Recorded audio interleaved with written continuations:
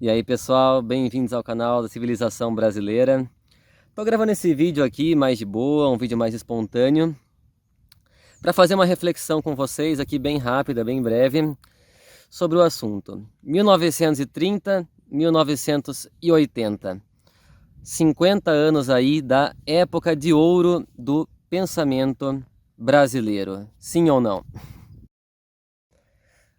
Antes de entrar no tema do vídeo, pessoal, quero só fazer uma consideraçãozinha. Aqui no Brasil a gente teve grandes escritores, grandes ensaístas antes desse período e depois desse período. A gente continua tendo. E também muitos escritores, muitos ensaístas desse período escreveram algumas obras antes de 1930 e continuaram escrevendo algumas depois de 1980. Mas a questão é, pessoal, a gente pode reparar que nesses 50 anos existe de fato assim uma produção literária, de interpretação do Brasil de muita qualidade. A gente pode ressaltar tanto a quantidade quanto a qualidade, mas principalmente a qualidade das produções desse período, tá? É desse período, por exemplo, que a gente tem as grandes obras da nossa literatura. Por exemplo, né? Guimarães Rosa, Octávio de Faria, que eu estou fazendo vídeos aqui no canal sobre a obra dele, José Lins do Rego, Raquel de Queiroz e tantos outros, pessoal. Graciliano Ramos, né, pelo amor de Deus, né, um escritor fantástico. Muito concentrado nesse período. A gente tem também, né, justamente nesse período, as obras do Gilberto Freire, né, o grosso das obras dele, né, Casa Grande e Senzala, em 1933, Sobrados e Mucambos, em 1936, ele continua escrevendo depois, né, mas essas duas aí são de longe as maiores. A gente tem nesse período várias obras do Darcy Ribeiro, a gente tem nesse período o magistral Raízes do Brasil, do Serjão Buarque de Holanda, né, 1936. Então vejam, né, como se concentra nesse período grande parte, né, do nosso pensamento. Eu acho que é impossível a gente compreender o Brasil ignorando tudo que foi produzido nesse período.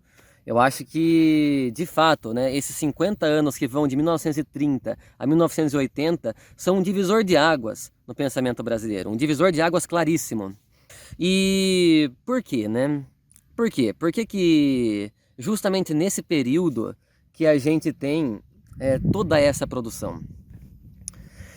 Num vídeo como esse, né, não tem como dar uma resposta muito sofisticada, tá? Naturalmente aqui a gente vai acabar reduzindo um pouco, né, simplificando um pouco as coisas.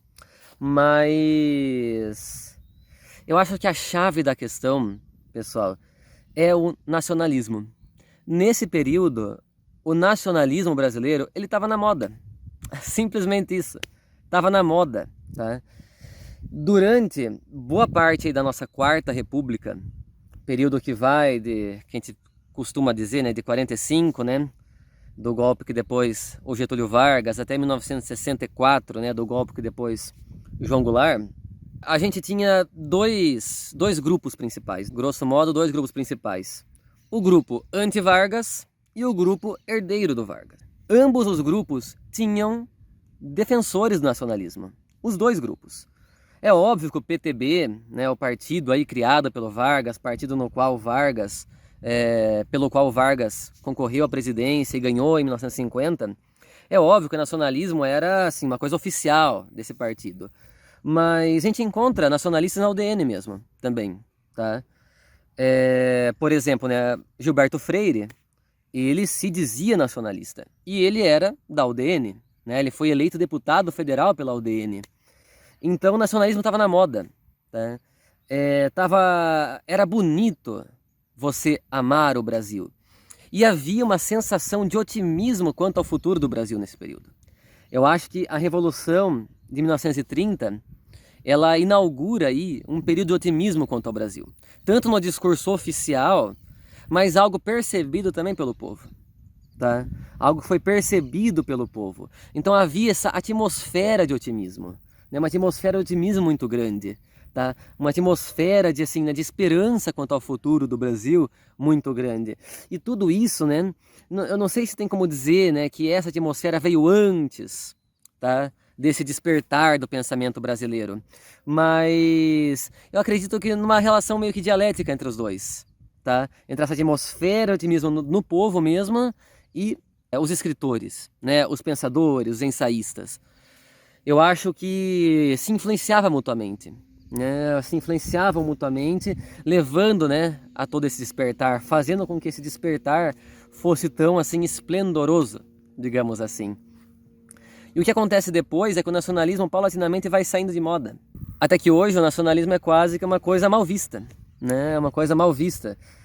Quando você fala bem do Brasil, quando você defende aspectos positivos da cultura brasileira, da história brasileira, você é visto como uma pessoa ingênua, uma pessoa crítica.